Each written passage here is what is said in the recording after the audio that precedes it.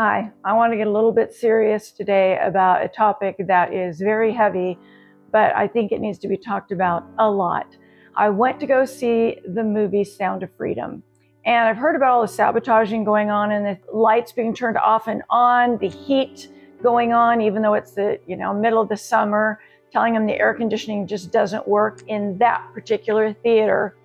And there's such an important message that it's crazy to me that the vast majority of Hollywood do not want it getting out there. And you have to wonder why. This is a movie that speaks out against modern day slavery.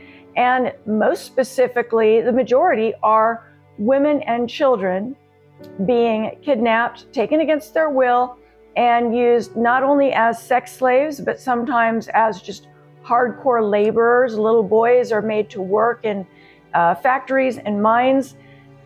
Children, of course, are being sexually exploited. They're used in black market pornographic child porn. It's so disturbing. So how can anyone in their right minds not want this to be seen? And in fact, Warner Brothers, Netflix, Prime Video, you name it, nobody wanted to take up this project and film this movie. Angel Studios is such a benevolent, good studio, I believe, full of good-hearted people that just really want this message out there, that they didn't want money to be a factor. So if you can't afford a movie ticket, they want to give you 1 or 2 or 3. See it as many times as you want on them. And I'll post a link down in the description so you can pick up free movie tickets if you're so inclined. No strings attached. Between 2008 and 2019, the number of trafficked victims has quadrupled. It went from 30,000 to 120,000. And it's higher today because, the last time they did that was, I believe, 2019. So yeah, the numbers are high and it's scary. And it's a shame, but we can't even talk about human trafficking and child slavery without looking at and talking about what's going on our own borders of the US. And we have so many unaccompanied minors coming in. And basically what happens is these children will come with a note on them that will say, so-and-so is my sponsor, and there'll be a phone number. So when the authorities at the border see this, it could be on a 3-year-old child that is there alone. They call the number, and someone on the other end will say, oh yeah, I'm the sponsor, and I live in Missouri, I live in Connecticut, I live, wherever. And our taxpayer dollars will fly or ship those kids there, unaccompanied. We'll just send them there, and their, so-called sponsor will pick them up. This is what is happening on our border every day.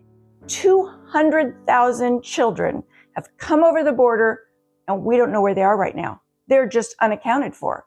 But they were probably in our system at some point. Someone called a phone number and you sent them off to someone who then abused, killed, whatever. And don't be so naive as to think this is all just about slavery and child porn and sexual exploitation, as if that's not bad enough. But there are people who are torturing and killing these small children and babies because the body releases a particular hormone when you're scared, and children produce a lot of it. So when they're taken from their families and they're with evil people who are torturing them and treating them badly, this hormone goes way up, and it's in their tissue and it's in their blood. And these evil, horrible monsters then harvest the organs and eat them. And they drain them of their blood and they drink it. And they use these in so-called religious ceremonies. And I think we all know who their God is. And this is going on. Do not think this is a conspiracy theory. Don't think I'm exaggerating. Do your homework. Watch YouTube. Just pull up YouTube videos and you can actually see the government talking about these things. They're talking about them in Congress. I'm not talking about the National Enquirer and, those kinds of trash rags, as they call them. I'm talking about real news articles, real political figures talking about these things. And then when Kamala Harris is asked, have you been down to the border? She just laughs and says, well, no, but I haven't been to Europe either, or some stupid comment. And it's like, she's taking it so lightly. No one is taking it seriously right now in the government, and that's such a shame. But the Biden administration does not care. They are keeping those borders open. These children are coming across, or women, and they are all being trafficked, and it's right under our noses. So ignorance is not going to save those children, but opening our eyes and donating to the cause, or really truly doing something to stop it, is where we should all be at this point. We should all be asking, what can I do?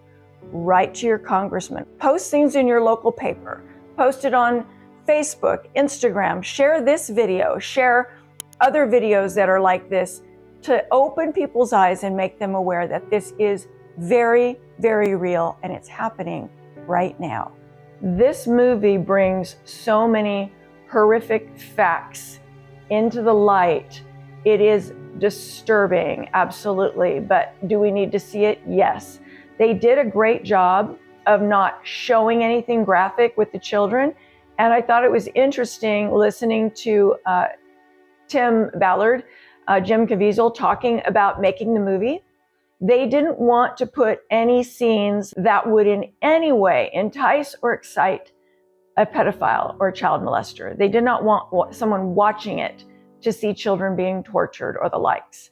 So they do allude to it, and you do know what's going on, but they do not show it gratefully.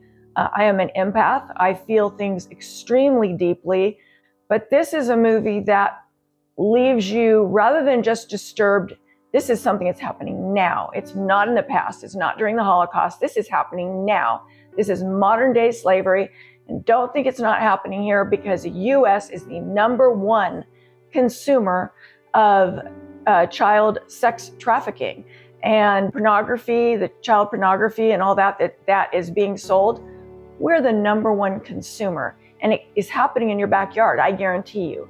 You probably have convicted child molesters in your neighborhood, sex offenders all over the place. You need to look them up and find out where they are, because often they are repeat offenders.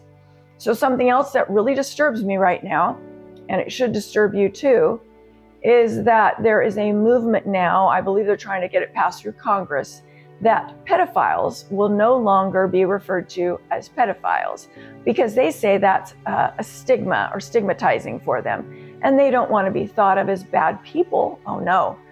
So now they want to be called minor attracted people, or MAP.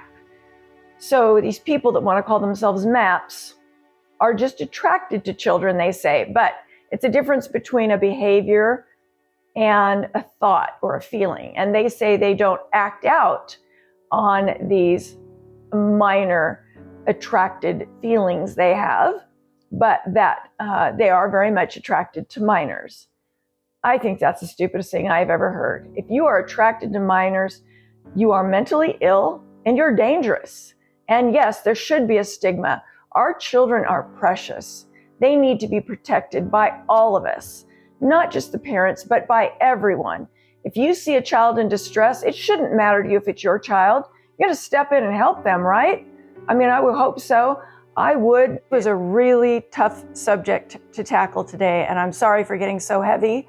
I do get on a soapbox once in a while, but when it comes to protecting children, there's nothing I won't do, and I hope you feel the same. So hopefully you're going to act now. You're going to do something. It takes baby steps, and if everyone is taking baby steps in the right direction, then all together we're going to make an impact, and we are going to help these children. I hope you'll join me. Thank you, and have a really nice day.